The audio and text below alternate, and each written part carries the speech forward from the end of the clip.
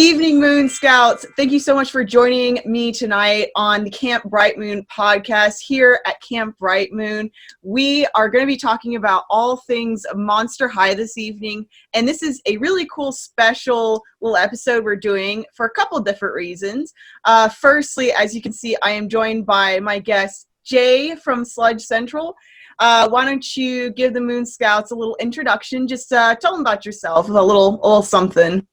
Absolutely. Bunnie, I'm really happy to be on your show. It's been a long time coming. And, saying what's up to the Moonscouts. I am Jay from New Jersey. Sludge Central is my website and social media handle and all that stuff.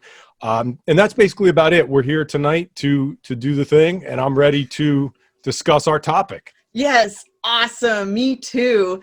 Okay. So the other cool thing about this episode is instead of doing just the typical audio format, we are trying out the video split screen version. This is the first time we've both done this, and we're really excited about doing it.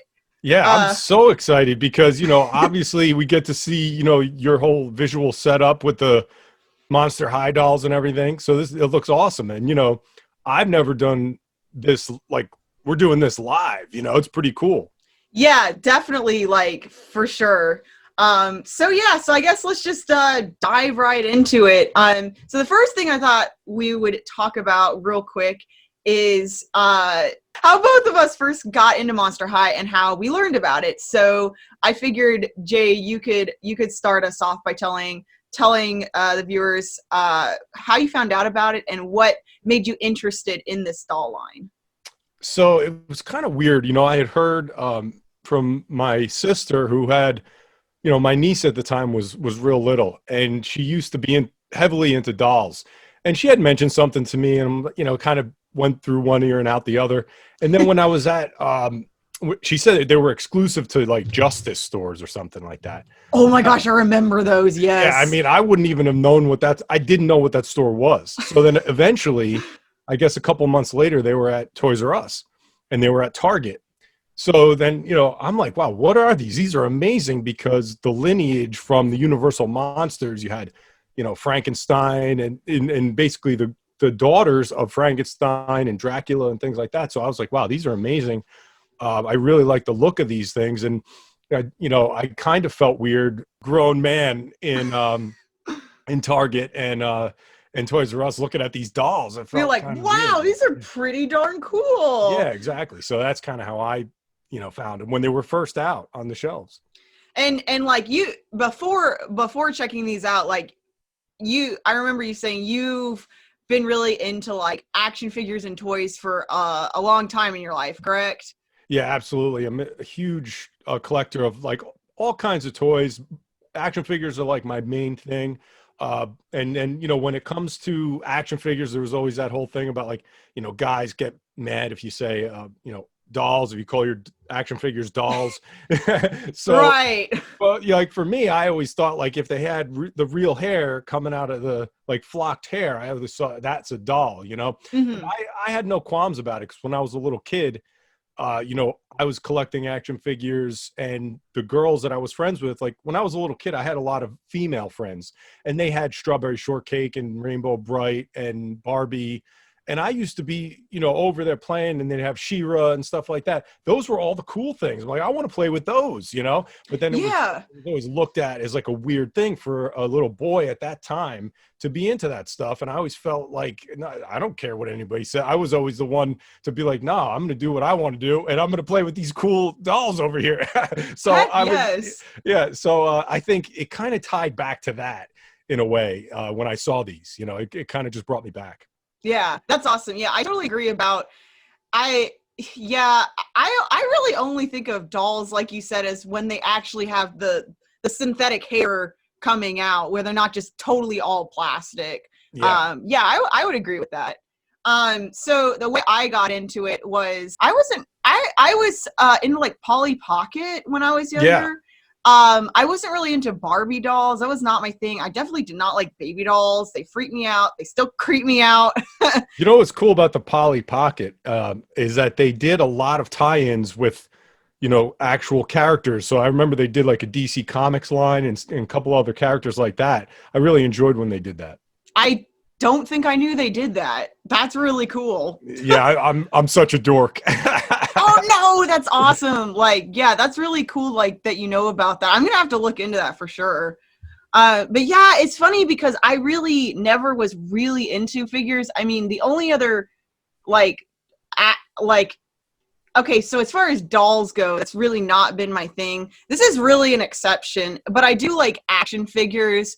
Like, I like Fig Arts and Figma. They're really posable Japanese figures. Mm-hmm. Yeah, those are really nice. But yeah, it just really stood out to me because I had never seen anything like this before. Like gothic, like the daughters and sons of monsters, and the fact that it's, I don't know if canon is the word, but the fact that they say on the packaging, on the website and everything, like it's definitely like this is the daughter of this universal monster. It's not just like, oh, it's the daughter of a zombie. It's like the actual character. So I'm so glad you said that, because that's really what got me. There was this kind of officialness to them. Yeah. And it felt like, wow, this is licensed. This is Mattel. It says, lineage to the Universal Monster. So I feel like if there was ever to be, continuing stories or anything like that, maybe it would tie in some way. So that was always kind of cool. Definitely. So I guess we'll kind of jump to the next part. So for all of you, I realize we kind of jumped into that without explaining what they are exactly, but hopefully our viewers kind of understand. Basically, it's a line of dolls where they are officially the sons and daughters. Yeah, there are boys. There are boy and girl dolls, and they are the daughters and sons of the Universal Monsters, and the main characters in the line are the Universal Monsters, and then they kind of branch from there. Like then they start going into like they're not actual, I don't know how you put it, like names. They would start to have just like random like zombies or the Mothman, different every type of horror character or urban legend started to get their own characters, not necessarily like the main Universal Monster team. Yeah, like because the main ones are like that, and then they kind of branch from there when they were like, okay, we gotta keep making up new dolls and stuff. But exactly. So yeah, but they're really, really nice. So like, what attracted me? So aside from what we talked about, what attracted me is, I'm surprised I didn't even mention this, is how nice they are. Like they are super posable. They have like, I'll kind of show you here, like the shoulder, they have wrist and, oh, they don't have ankle joints, but they have wrist joints and knee joints, and they're tall and they're like beautifully sculpted. This one's a little dusty, but if you look at like, they're painted really nicely. Oh yeah. I mean, these things to me, and I've always thought that too, is that they're more like little collectible statues, because there's just so much design that went into them and backstory and everything. Yeah, exactly. And like, everything about them is just so creative. The costumes, like they're so much more creative to me than any other doll line I had seen previously. Like, just like little intricate details on the fabric. I mean, even if you just look at her shoes, like you can see there's like a whole crocodile like mouth on the shoes. Yeah, they're pretty awesome.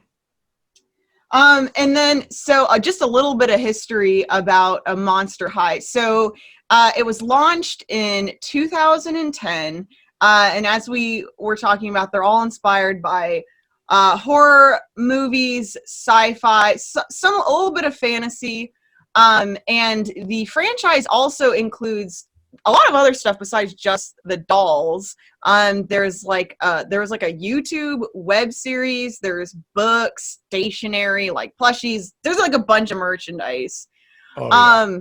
And one of the things also I wanted to ask was, Jay, do you have any other merchandise, or did you just collect the dolls?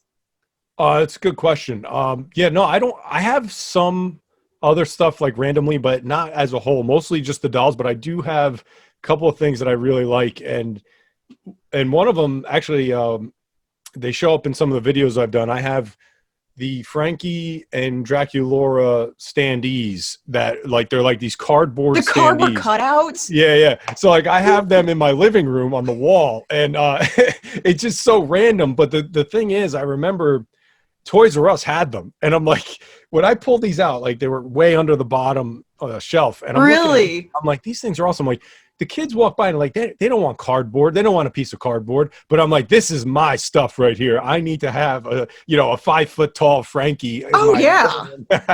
So those are some of the cool things that I have. But I mean, there's some random stuff like probably some comics or magazines or things like that, but maybe a poster or whatnot. But actually, and for a while I did have a lot more. I started to pare down my collection over the years.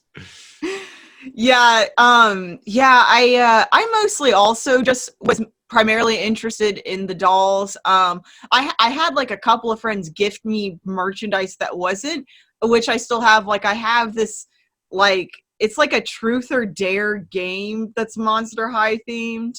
Oh, that's pretty cool. Yeah, it's really cute. It's a very wholesome, of course, like truth or dare kind of game, but it's really cute because it's all themed, and you have like a little coffin beanbag, and I don't know. Nice. I love the combination of cute mixed with horror. I don't know. That's like, yeah. My aesthetic. Oh yeah, totally. No, I get that. So, and as far as like what I have, I think that's mostly it. And then I have a couple of play sets. I have 2 play sets. I have the there's like a school, there's the school one, and then there's like a kind of like a castle one, like the catacombs. Yeah, I had all the play sets, and I had to get rid of those after a while, because they're just taking up so much space. Yeah. So, and because, for me, the way I collect these, it's not like I don't take them out of the box, where like it's kind of weird because you asked about my collection, with action figures and stuff. When I buy action figures, I take them out of the box. I'm not one of those guys to hoard like boxes and boxes of stuff. I was actually going to ask you that, like, are you an in the box or out of the box person? So yeah, like with the Monster Highs, I keep them in the box just because I feel like the packaging, the way they look in the packaging is even more, picturesque as it would be out of the box. So I keep them, these are the one exception for me, and I keep them in the box. I totally feel that. I have a kind of a, I would say like 60% in the box, 40% out of the box. But just to give our viewers sort of an idea of some of what the box art looks like. So like, here's an example of one. The whole design, like we were talking about, there's such a huge attention to detail with this all on. Oh, yeah. And it even really goes in the packaging. Like it's like super colorful and flashy, and they're posed really like fun. And you even have like this really pretty box art like on the back. Or this one right here. I really like the look of this one in the box. This one's like a creepy candy theme. Yeah. And like, there's like the little cardboard, like spooky candies, like jumping out, and she's got a whole backdrop. And oh yeah. I don't know. It's just like when you look at that box specifically, it just ties it together. You pull it out of the box, like, probably any normal, like 7-year-old girl would just, oh, I can't wait to play with this, Yeah. But then, it definitely loses something. So I think there's that intention by the creators at Mattel and the designers. They're like, they know there's adults keeping these like for display purposes in the box, Yeah, exactly. You know what? I just talked about that, and I totally forgot if you said that you keep them in the box or out of the box. What? Oh, yeah. My Monster Highs, I keep them all in the box. Oh, okay. That's what I was thinking. Okay, cool. Because, I mean, it really depends. Like, I don't know. I kind of am half and half about it. It really depends on what it looks like in the box. Like, if it's really, I don't know, really special and really, I don't know, interesting and creative the way they designed it. Yeah. But if it's not too special, I like taking out a box because I really enjoy like posing them different ways. Yeah, no, I hear that. I mean, certain ones you probably want to, kind of have loose, but I think, just for me, I definitely like keeping them in. And the only kind of sad part is I don't have enough room to display all of them. You know, like if I had a giant room, I'd put them out everywhere, but it's not going to happen. That actually, I was going to say something about that too, because, I have my 2 play sets, and I actually have like a third one. And the cool thing is I got these play sets at like a I got one at a flea market for really cheap, and that's why I got it. But now I'm just like, I have it in my room, but it doesn't like, this is actually because I've been kind of rearranging my rooms, and I'm like, I can't figure out a really nice way to display this playset because it's so huge. Yeah.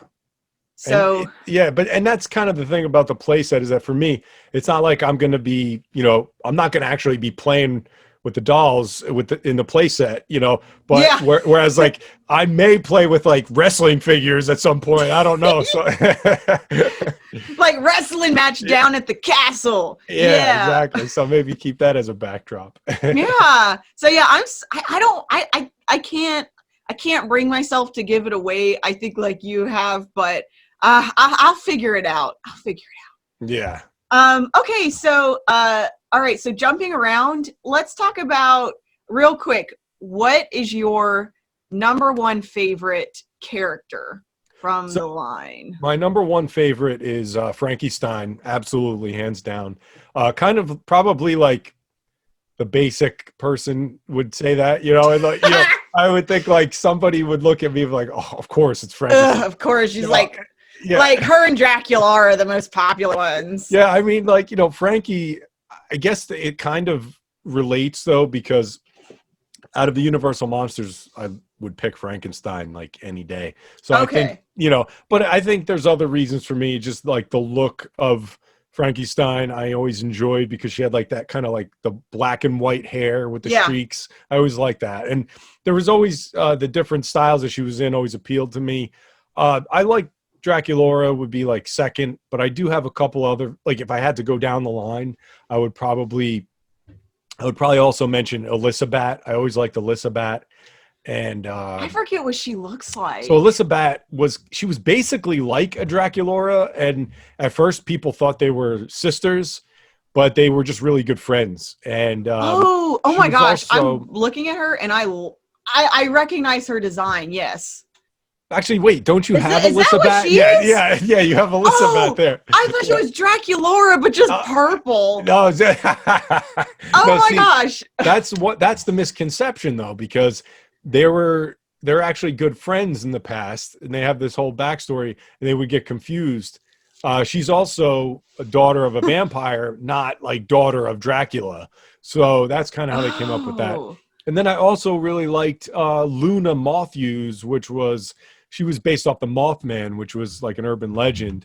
And it was weird that they made her into like the Mothman's daughter because she's from New Jersey, which is why I like her. But like, it's weird because we don't have the Mothman here. We have the Jersey Devil, but they never made a Jersey Devil doll. So I never understood it. So I've never thought about that, but like, and it's like, the line's like cancel now. So I guess we can't like petition them to make a Jersey Devil daughter. I was always kind of, petitioning for it. There's a couple of custom like, character profiles that I found online like years ago that somebody made up.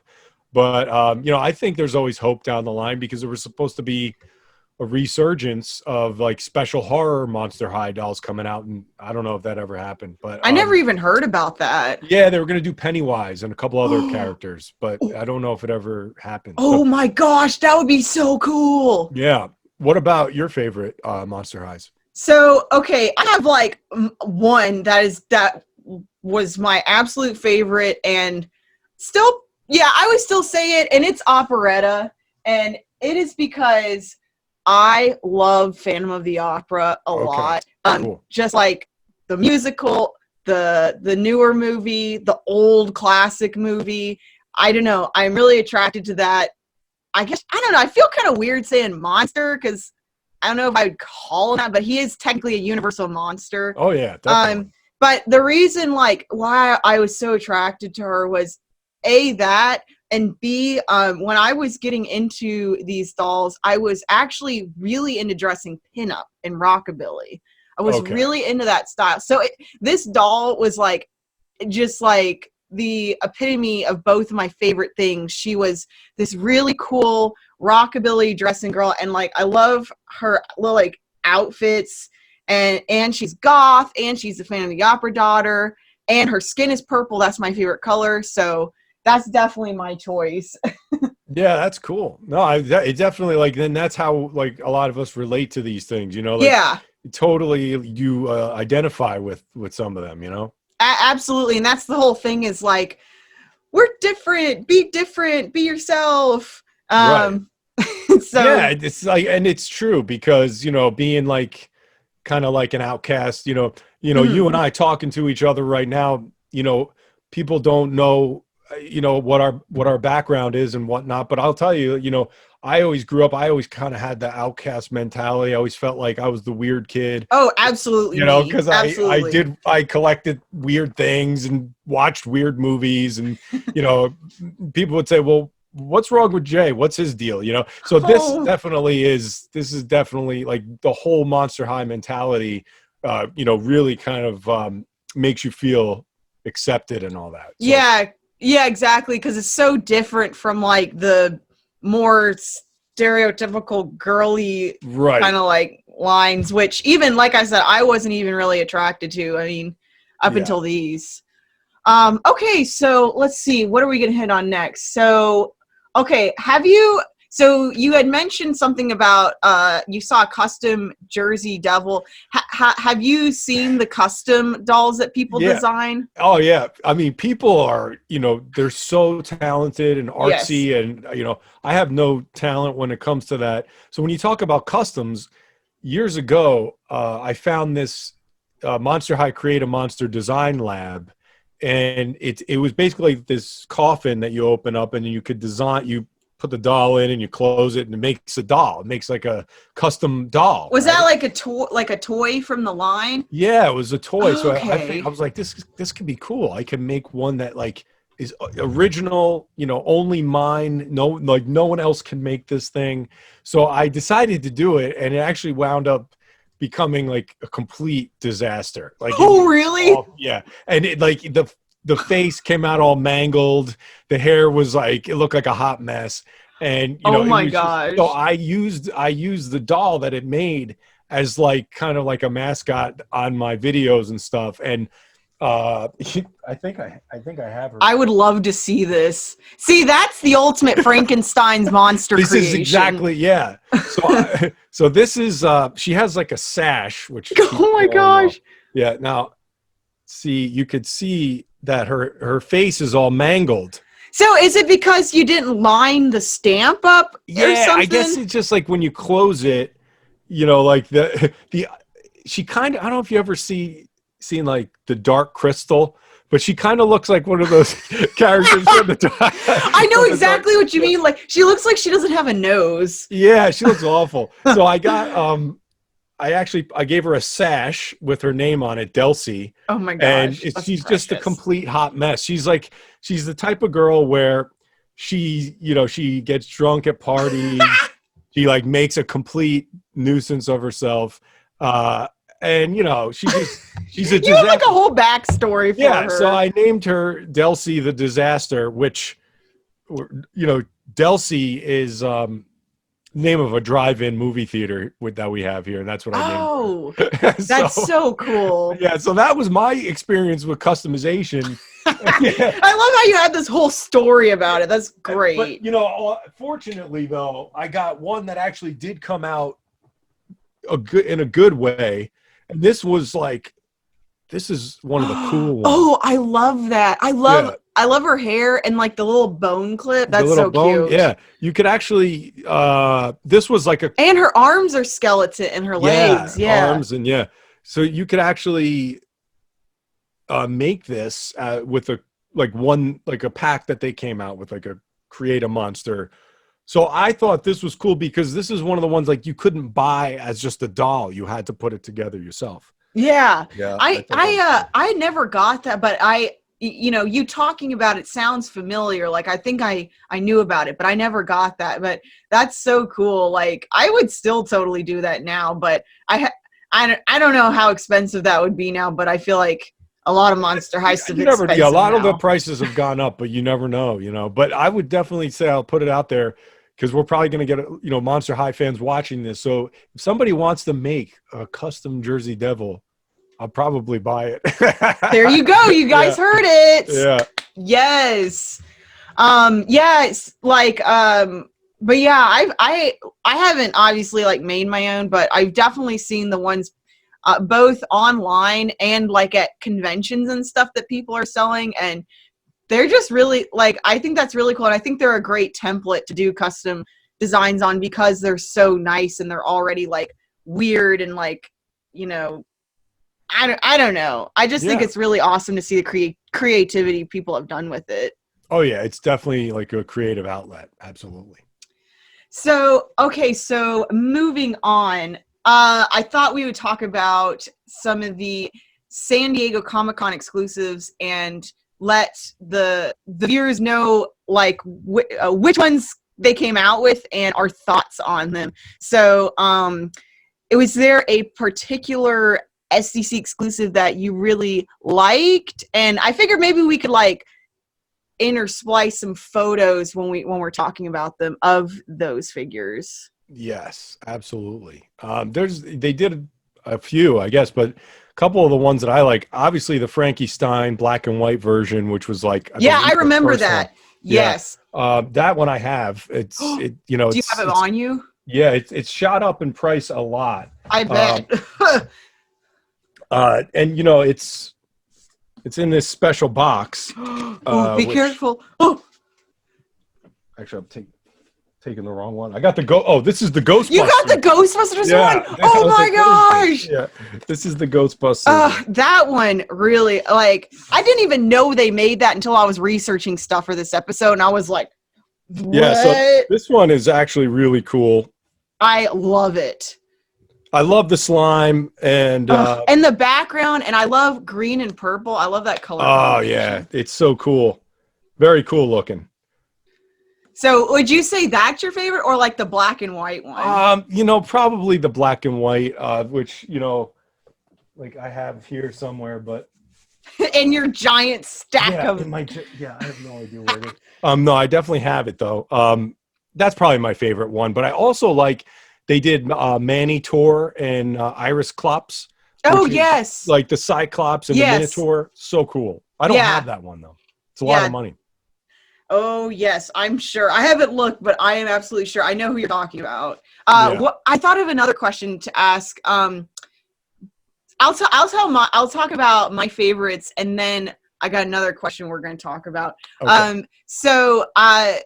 I think my favorite, probably, I don't know, that Ghostbusters one's really good. And I was researching all the SDCC ones that I had missed, but I remember I forget her name. You're a lot better with the names. I've like forgotten the names since it's been a while since I like kind of stopped collecting them and like researching, really like being on top of them. So I'm glad you remember all the names, but it was the spider one. Do you know what I'm talking about? Her name was like Arachna something. I know. Yes, I know who you're talking about. She was kind of like pink and black. Yeah. Yeah, I forgot her name too. She had like multiple arms coming out, and actually that one was for some reason I don't want to say popular, but I would see custom design ones that looked like they were using her base, but I was like, there's no way, because she was like a special edition. So that must be people taking just random arms and like gluing them together. Yeah, and it's just really, it's just very creative. People are very creative with this stuff. Yeah. So I would say that was my favorite, and I really like the Rebecca Steam, because it had her and like her father, I think, in a box, and I love because it was like really metallic, and I love that. But yeah, she was like, she was steampunk. There goes that. Yeah, she was a steampunk character. Exactly. Kind of cool looking. And I actually, I'll put a photo on the screen, but here's her original doll. But yeah, I really like her because her whole theme is steampunk. So she's like a robot, and it's a little hard to tell, but she's got like the bolts and rivets on her. She was very cool, and I love the color scheme. Yeah, that blue and bronze kind of color. Yeah. All right, I'm trying to remember that other question I had thought of. It'll come to you. Oh, I remember it. Okay, so now, for me, I haven't like actually looked up the pricing, but I have an idea of what it is. The answer is going to be, but I'll ask you first. What is your most expensive one you have, or your most rare? That's a good question. It's whatever you think. You might not know for sure, but if you could guess, what do you think? Yeah, I think the most. I'm pretty sure the first San Diego Comic-Con Frankie, which was the black and white version, that's running like $300 on eBay. But wow, the thing is with eBay is people get intimidated by looking at those prices, because it doesn't necessarily mean that that's what they cost.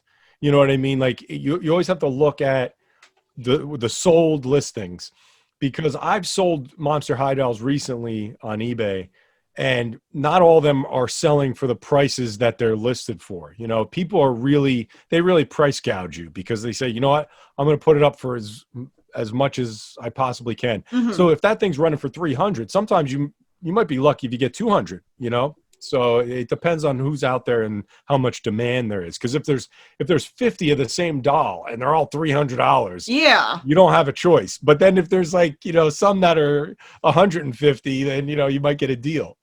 Yeah, and based on what I've listened on your podcast, you are the expert at like browsing eBay. Oh God, I spend half of my life on eBay. It's funny because I very, very rarely go on eBay, and it's because of what you just said. It's like whenever I go to look up something that is like you can't find anywhere else on the internet, I'm just like, it's all so expensive. Like I don't even want to be on here. But and then shipping, forget about it.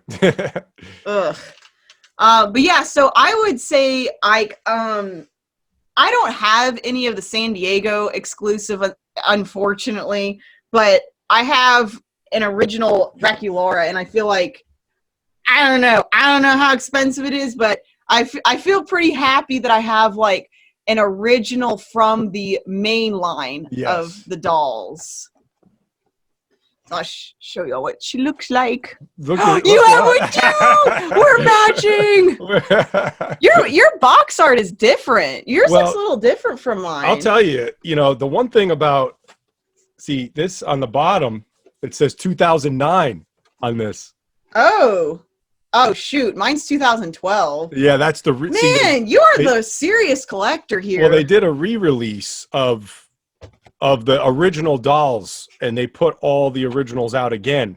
Oh. Yeah, this is the first line. But the thing is, I guess what happens, like when you're a collector, you kind of get into that mode. So when I saw these on the shelf originally, I said, oh, I got to keep all these in the box. Man, that's what I should have done. Yeah. So I feel like I don't have like, I probably don't really have any that are like super rare. I do also...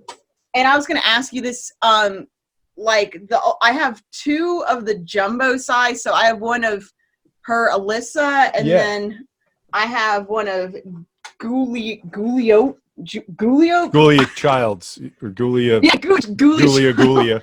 And I kept her in the box, but yeah.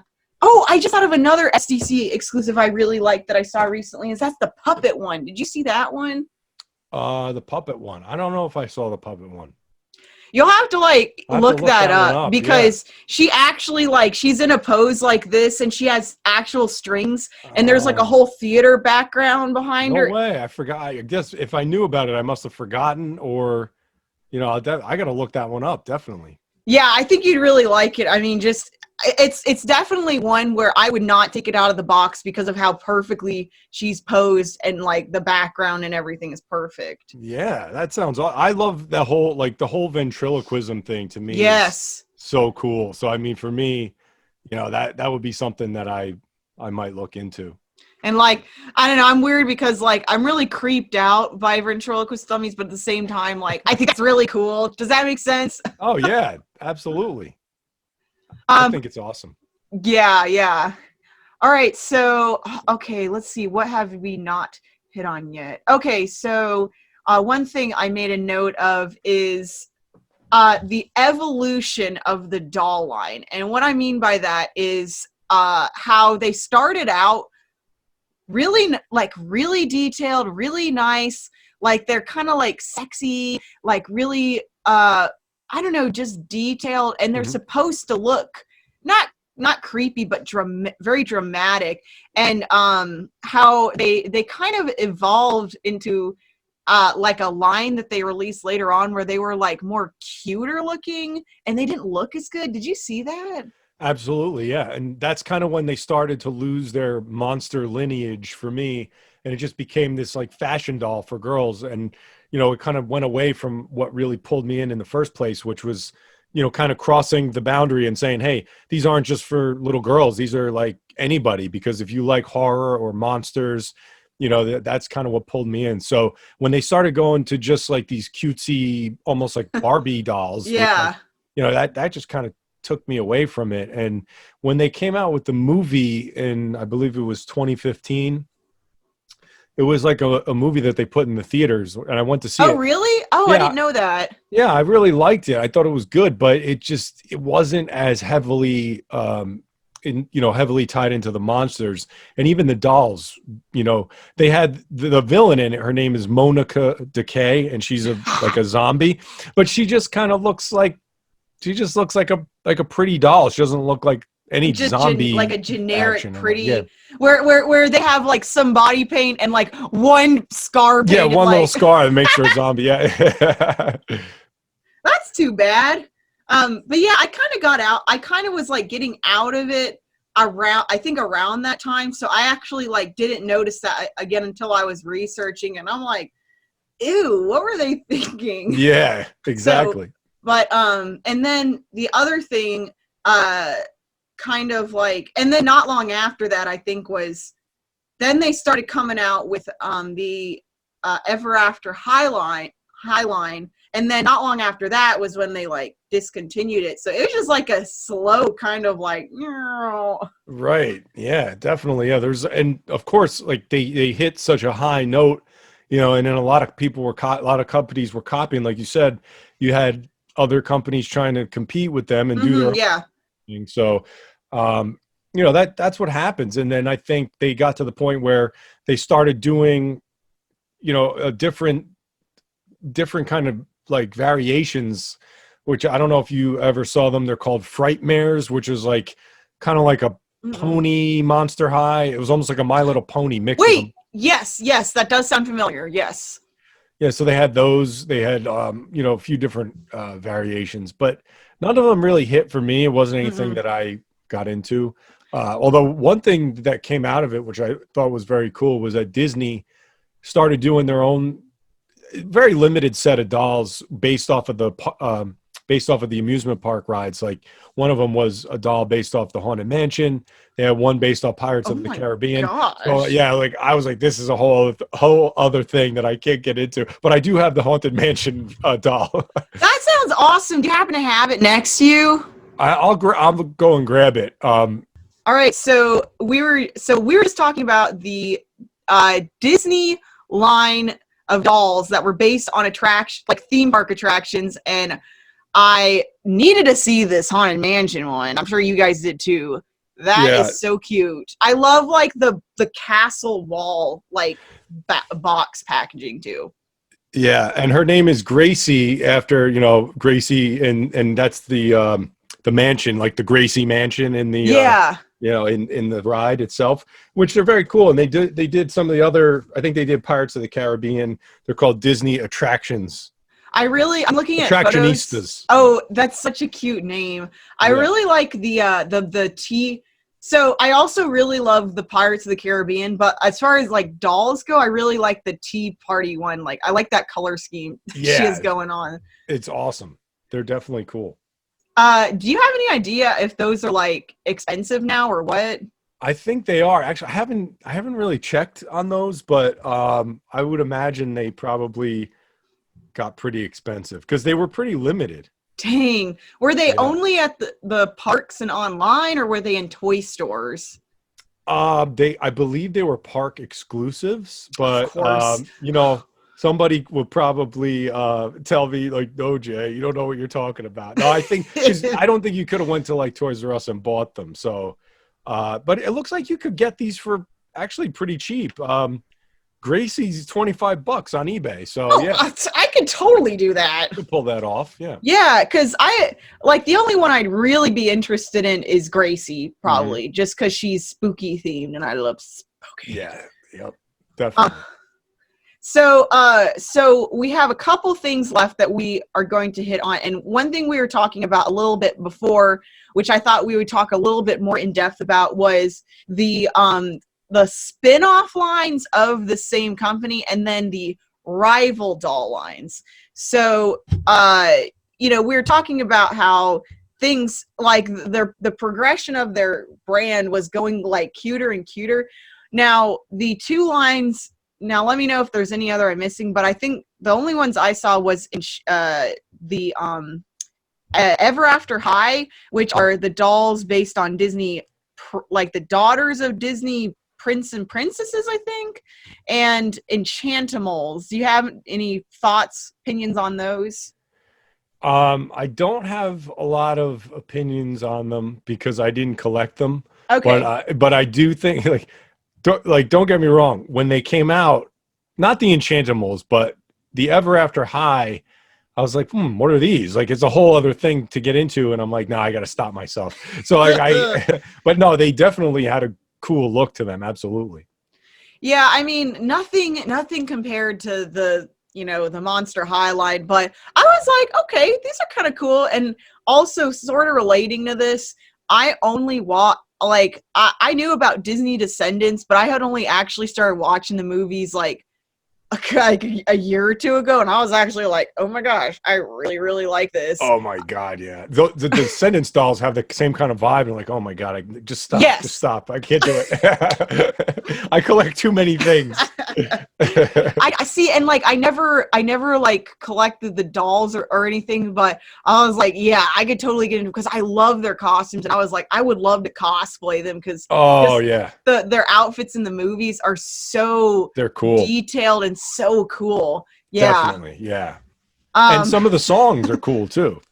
Oh, have you seen my playlist? They are totally on it. Yes, like I that's like one of my, I don't know if you would say guilty pleasures, but I don't know what could be defined as that. But no, I really love the music. Like, I love all three movies. I love the fashion, everything. So I don't know. I just thought that they're kind of in the same vein of Monster High. Absolutely. They definitely are, because it's, these are the descendants of the Universal monsters, and then they're the descendants of the Disney villains, which is kind of the same. And they probably got the idea from them, Probably, exactly. Yeah. And then the Enchantimals. Now, I didn't even know anything about those again until I was researching, but I was like, I do not like how those look. Have you seen what they look like? I did, yeah. I mean, that's why I never really got into them. Just it wasn't like it wasn't something that that appealed to me. But yeah, I could see them wanting to expand and continue kind of the line in a way. They were trying. They were really trying to keep it going, and it seemed like that one came out just a couple years ago. So I guess they're still putting them out, but they're still like they're short. They're not as posable. They're not as detailed. Like, I'm just like, it's like even the Ever After High dolls don't look as good as the Monster High dolls, in my opinion. Right. So, but exactly. Yeah, and then the I guess we call them rival lines were, I had written down Bratzilla's, Once Upon a Zombie, and Zombie Girls. Have you seen any of those? Yes, I have. And it's funny because like the Once Upon a Zombie was like, and Zombie Girls, like they're ones that you would, if you saw in the store, you'd be like, take a second look, because like, these look kind of cool, And I got like, no. Sometimes though, in a lot of ways, the knockoff kind of version, or the version that is trying to steal, say somebody looks at a Monster High doll and the parent says, all right, that's too expensive, but this Once Upon a Zombie is half the price. Get that one. But it's not the one you really want. But in some ways, it might be just as cool. And those are the things in the future, they might be more rare than the Monster High dolls because they're like the ones that nobody wanted, That's a good point. Maybe I should get one or two from each of those lines just in case. Well, I can tell you for a fact, because when I was a kid, I used to have a lot of the knockoffs, but I'm looking at them now, they're very expensive, like just regular action figure knockoffs. I would have He-Man figures, but if you saw the knockoffs, you'd be like, I don't want those, But now those knockoffs are on eBay for a ton of money. See, I would never have guessed that at all. So that is very interesting and good to know. Because I was kind of seeing them, because I'm pretty sure that they came out of Monster High's popularity. They were big on that. Definitely. But I wasn't really attracted to any of them.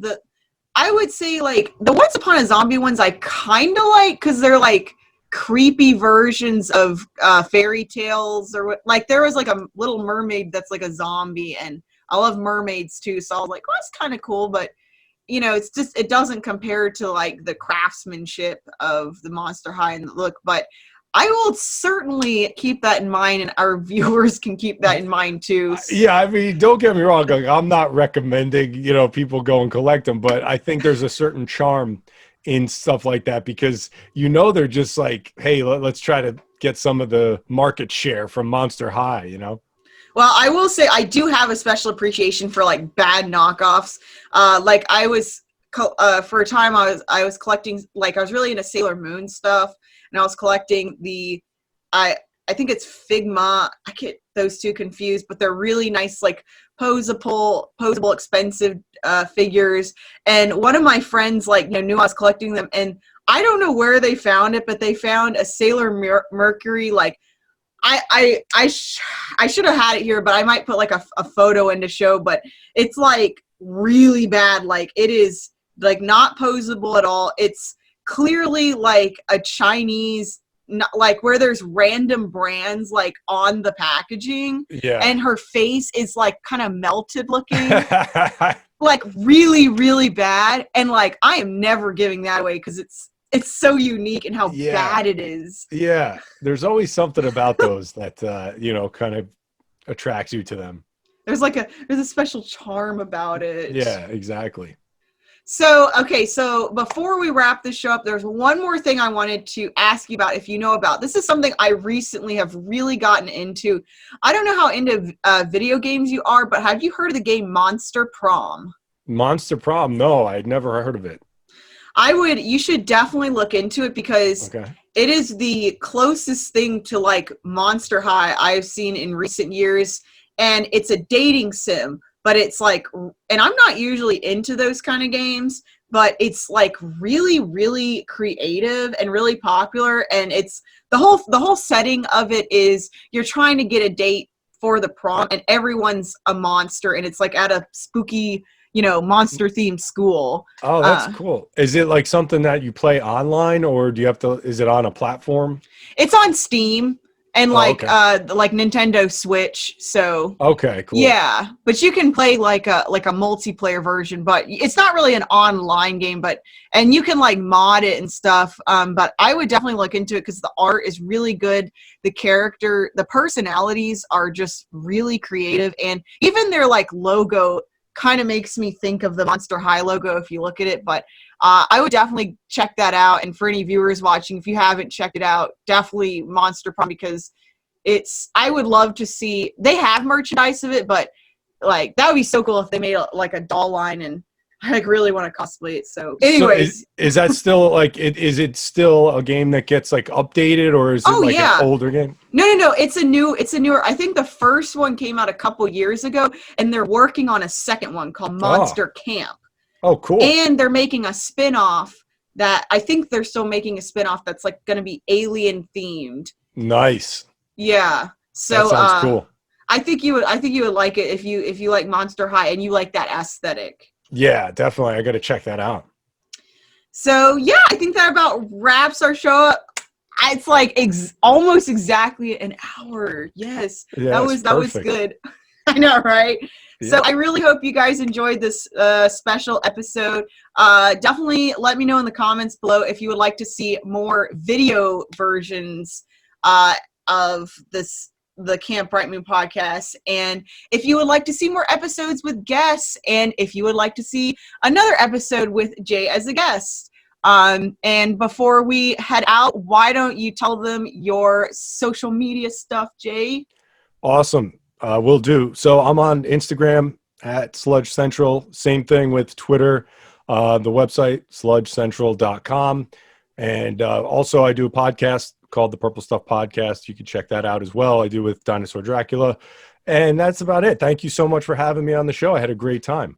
Thank you. I had an awesome time as well. So don't forget to leave a comment if you enjoyed this video, give it a like, and subscribe to Camp Brightmoon, and definitely check out Jay's podcast. It is like genuinely one of my favorite podcasts. If you love like all things retro, like all things 80s, and I don't know, it's really good and you just need to check it out. So yeah, thank you so much for watching. Thanks for coming on the show, Jay, and we will see y'all next time.